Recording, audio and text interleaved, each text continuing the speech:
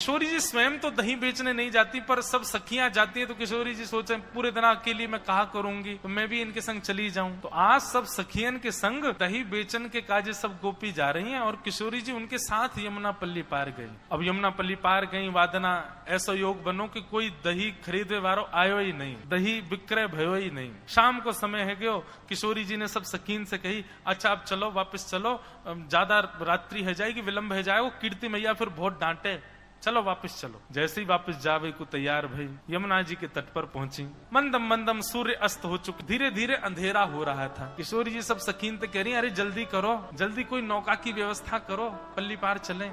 श्यामाजू आप विराजो, हम देखें कोई नौका मिले तो आपको बताएंगी। सखियां सब ऊपर चढ़ चढ़ करके और महाराज यमुना के तट पर देखें, पर दूर दूर तक कोई नौका दिखाई नहीं दी। हे श्यामाजू, आज तो श्री यमुना जी ने हमारी परीक्षा ले ली है, दूर दूर तक एक भी नौका नहीं है और ना ही कोई नौका चलावे वारो दिख रहा है। हे श्यामाजू कहा करें? अरे ऐसे मत करो, कीर्ति मैया बहुत डांटेगी। अरे पिताजी बड़े व्याकुल है रहे होंगे, मुझको जल्दी पहुंचना घर, मैं काई को आ गई तुम लोगन के संग, आज ना आती तो ठीक रहतो। अरे जब जमुना पल्ली पार जानो हो तो मैं क्यों आई, वहीं के वहीं रही आती। बेचारे पिताजी ढूंढ रहे होंगे, चिंता कर रहे होंगे कहाँ चली गई श्यामा। अरे आप चिंता मत करो, हम फिर से देखें कोई नौका मिले तो। सखीन ने जाकर के फिर से देखी, इतने में ही एक नेक्सी सी नौका में, और नेक्से से गोपाल जी बढ़िया सुंदर वस्त्र पहने, ऊंची धोती पहने, सिर पर ढांटो बांधे, छोटी सी अपनी नौका वहीं अकेले ही चला रहे। ठाकुर जी अपनी नौका चला रहे हैं, छोटी सी नौका, नेक्से से बटुआ से ठाकुर जी। इतनी बड़ी नौका है कि ठाकुर जी जैसो एक और आ जाएगा, बस से ज्यादा जगह नहीं है नौका में, अकेले ठाकुर जी चला रहे हैं। इतने में ही गोपी ने ऊपर से देखो, थोड़ी थोड़ी शाम ढल गई है और शाम ढलवे पे नौका तो दिख रही है लेकिन नौका चलावे वारो ना दिख रहा। ठाकुर जी शाम में विलीन है गए। अरे श्यामाजू एक नौका तो दिखाई दे रही है छोटी सी, और वह नौका में गदमदरासो छोरा और बैठो है। श्री जी बोली कछु करो, कैसी करो, कोई भी उपाय करो, नौका बुलाओ, मोकू जल्दी ब्रह्मानु जी के पास पहुंचना, मैया बाबा बड़ी चिंता में होंगे, आप चिंता मत करो, हम अभी बुलावे। सब गोपी गई, गोपी जाकर के सब अटारी चिल्लाने लगी, ओ मलाके, ओ नाव चलावे वाले, जल्दी अपनी नौका लेके आए यहाँ पे। ठाकुर जी धीमे धीमे नौका चला रहे, नौका चला रहे, रुक गए और रुक करके एक बार देखी और देख करके फिर दूसरी तरफ देख करके अपनी नौका चलाने लगे। गोपी बोली बड़े अहम में बैठो ही तो नौका वारो, देख क्यों मुंह फिर ले अपना। ओ भैया नौका वारे, ओ मलाके, नेक अपनी नौका लेके आ जल्दी इस पार, हमारी श्यामाजू पार करेंगी। ठाकुर जी बोले पहले तमीज से बोल ले, मलाके चिल्ला रही, कोई मलाको थोड़ी हूँ मैं कोई नाव चलावे वाला हूँ यहाँ पे। जी मेरी नौका है, मेरी खुद की नौका है, मेरे बाबा ने छोटी सी मोकू बनवाई है, यहाँ मैं बैठ के कभी कभी जमुना जी की सैर करूं मैं, कोई आर पार करवे वारो कोई मला ना हूं मैं। कहाँ से आ गई है जन जोर जोर चिल्ला रही मलाके। ठाकुर जी की बात सुनकर के गोपी बोली अरे ये तो मान कर रो है, रूठ रो है। दूसरी गोपी बोली अरे कैसे श्यामाजू को पार करनो भैया, दूसरी नौका दिख नहीं रही है, जय को बुलाओ, नेक प्रेम से बुला लो। गोपी सब कहने लगे अरे मलाके, ओ गदमदरा से कारिया, अपनी नेक्सी सी नौका लेके इतकू आजा। प्रेम से जब बुलाने लगे ठाकुर जी बोले नेक देख के तो आऊं, कहा है रो, चल दो। अब नेक्सी सी अपनी नौका ठाकुर जी वाकू लेकर के, और कभी तो वह खूब तेज गति से चलाने लग जाएं और तेज से चलाते चलाते कभी कभी ठाकुर जी रुक जाएं, पतवार को धर दें और अपने हाथ पामन ने फैला के वही में सो जाएं। गोपी के अरे नेक जल्दी कर ले, बीच बीच में कहाँ रुक जाए करे। बोले मेरी नौका, मेरे बाबा ने मोकू बनवाई है, मैं कोई मजदूरी ना कर रहा हूँ, जब मन होगा तब आऊंगा पल्ली पार। खूब ठाकुर जी कभी नाचने लगे, कभी गाने लगे, कभी उछले, कभी सो जाएं। धीरे धीरे करके नौका लेके आए। सखीन ने जाकर के कही भैया हम कोई 7-8 गोपी हैं, दही बेचन के काजे या गांव में आई हैं जमुना पल्ली पार, अब दूर दूर तक कोई नौका दिखना रही है, शाम ढल रही है, नहीं भैया तू कृपा कर दे, हमें पल्ली पार पहुंचाए थे। ठाकुर जी बोले पहले तो दूरी से बात कर, माँ कोने में चली जा, आ रही है चढ़ रही मेरी नौका में, ऐसा मोटो ताजो तेरा शरीर चढ़ गई, नौका टूट जाएगी मेरी। और तुम कितनी सखी बताई? बोले 6-7 सखी हो, सबरी बैठ जाओगी, कहाँ लोगो मेरी नौका को। बोले अरे भैया मान जा, आपत्ति काल में तो इतना कर ही सके, हम सबरी लटक जाएंगी, कोई यहाँ लटक जाएगी, कोई पल्लंग को है जाएगी, बैठा के न पार कर दे। ठाकुर जी बोले मैं ना कर रहा हूं पार, अब यहाँ ठाकुर जी नाम में ना बैठाऊंगा।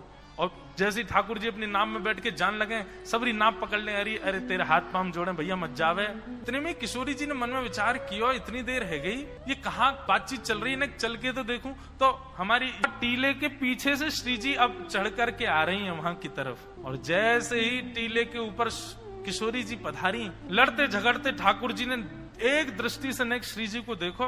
श्री जी को देखते ही ठाकुर जी की ना हाँ में परिवर्तित होने लगी। ए भैया तेरे हाथ पांव जोड़ रहे हैं, पार कर दे। अच्छा अच्छा अच्छा ठीक है कर तो दूंगो, लेकिन पहले मोकू सबरी सखी आके दिखाओ तुम्हारो शरीर कैसो है, और तुम्हारो कहीं वजन ज्यादा भयो तो मैं ना बैठाऊंगा अपनी नाव में, मेरी बाबा ने बनवाई है मेरे काज नाव, ऐसे थोड़ी सबन को बैठा लूंगा। सब सखियां आई और किशोरी जी तो वहीं पीछे खड़ी है, वो स्वामिनी है, वो अपनो थोड़ी बतावेंगी कि मेरो अंग प्रत्यंग मेरो शरीर कैसो। सब सखी आकर के कह रही है ठाकुर जी सबन को देख के, तू तो बहुत मोटी है, कौन है जातो है ना, तू तो डूब के जाइयो, और सुन तू पल्ली पार जाग करेगी का, तू डूब ही जाए में, इतना भारी शरीर लेके डोल रही है, ब्रजमंडल पे श्रम दे रही है, चल पल्लंग को जा। दूसरी गोपी आई, बोले बड़ी बूढ़ी है गई, अब तेरे बाट निहार रहे हैं वहां पे, शमशान चली जा, तू तो यहीं से सीधी कहा करेगी पार जाके। सब गोपीन को ठाकुर जी रिजेक्ट करते जा रहे हैं और श्री जी वहीं खड़ी। ठाकुर जी बोले क्यों नजर हटना रही ना मोते, कहा बताऊं ऐसा मलूक हूं मैं, जो देख ले मुंह देख तो ही रह जाए। ललता विशाखा बोली तू सुन, तू बात अन्य मत बनावे, बस जा काम को आ बाइक कर दे, हमारी श्रीजू को बैठा नौका में पार कर दे पल्लंग को। ठाकुर जी बोले पहले एक काम होएगा। बोले अब कहा होएगा?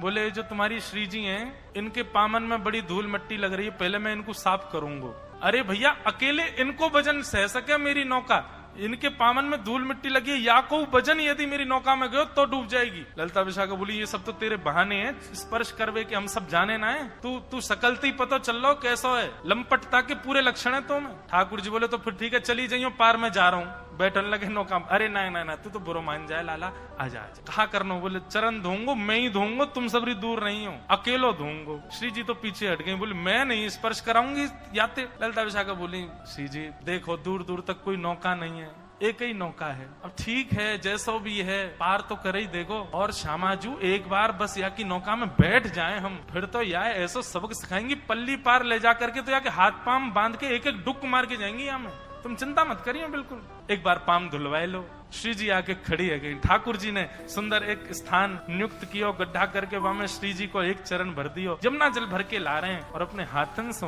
ठाकुर जी श्री जी के चरण स्पर्श करके धो रहे हैं। किशोरी जी अपने आप को संभाल रही है। ललता विशाखा ने किशोरी जी को ऐसे अपनो कंधा देवे आमे, ठाकुर जी के दूर कोई स्पर्श मत करियो, मैं अभी चरण धो रहा हूँ, और चरण धोते समय यदि कोई और ने इनको स्पर्श किया तो ऐसा मानो जाएगा कि मैंने वाह के चरण भी स्पर्श किए का, और तुम सबन के स्पर्श नहीं करूंगा, तुम स्पर्श के योग्य नहीं हो, मैं तो इन्हीं के करूंगा, या हमारे दूर रहो। श्री जी बोली अरे बाबड़े में गिर जाऊंगी फिर क्या करेगो? ठाकुर जी मंद मुस्काए बोले अरे आप भी बोलना जानो का, इतनी देर रह गई बोले ही नहीं रही हो, चलो स्वर तो निकलो, एक काम करो ना, मैंने ऐसी बढ़िया पाग पहनी है जड़ी की, यहाँ पे अपने ने हाथ रख दो, दोनों हाथन को रख के बढ़िया खड़ी है, जाओ धो लो आपके चरण। किशोरी जी खड़ी है, दोनों हस्त कमल रख के ठाकुर ने अपने पाम भी आगे कर दिए, हमारे धो देने।